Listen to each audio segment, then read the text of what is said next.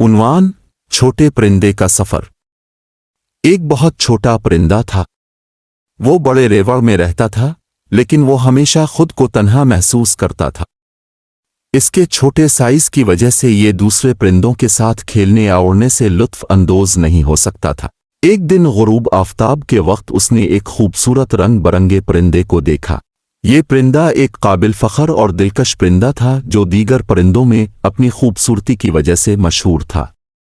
नन्ही चिड़िया ने मगरूर परिंदे से कहा कि तुम बहुत खूबसूरत हो। मैं तुम्हारी तरह खूबसूरत और मशहूर होना चाहती हूँ। क्या तुम मेरी मदद करोगे? मुझे बताओ कि तुम अपनी खूबसूरती का राज कैसे खोलते हो। नेक परिंदे ने प्यार से नन्हे परिंदे की तरफ देखा और कहा, ये एक काबिल गौर बात है। खूबसूरती सिर्फ बाहर की नहीं, बल्कि आपकी रूह में होती है। आपके अंदर की असल खूबसूरती आपकी मुनफरिद पहचान है।